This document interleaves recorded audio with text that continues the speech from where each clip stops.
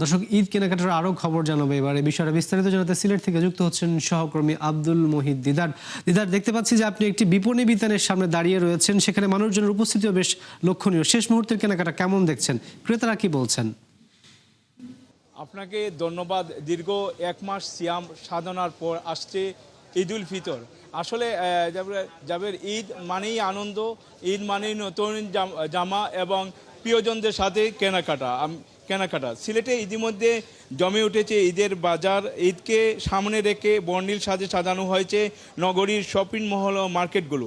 আমি এই মুহূর্তে আছি সিলেটের যে প্রাণ কেন্দ্র জিন্দাবাজারের সিলেট সিটি সেন্টারে। এখানে উপচে পড়া মানুষের ভিড়। সকাল থেকে আমরা দেখতে পাচ্ছি যে সকাল থেকে গভীর রাত পর্যন্ত এখানে ক্রেতারা ভিড় করেন। বিশেষ করে জিন্দাবাজার, কুমারপাড়া, বন্দরবাজার সহ বিভিন্ন এলাকার মার্কেটগুলো গভীর রাত পর্যন্ত এখানে ক্রেতাদের ভিড় দেখা যায়। আর আপনি জানেন যে সিলেট হচ্ছে প্রবাসী অধ্যুষিত এলাকা।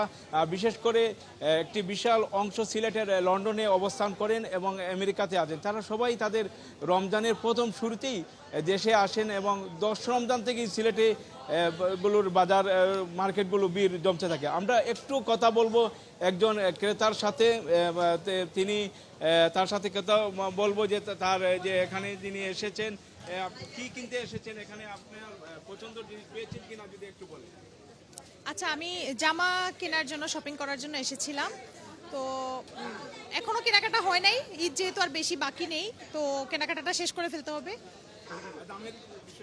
দামের বিষয়টা আসলে দিদার, আপনাকে অসংখ্য ধন্যবাদ আমাদের সাথে যুক্ত হওয়ার জন্য। দর্শক, ঈদ কেনাকাটার সবশেষ খবর জানাতে সিলেট থেকে যুক্ত হয়েছিলেন সহকর্মী আব্দুল মহিদ দিদার।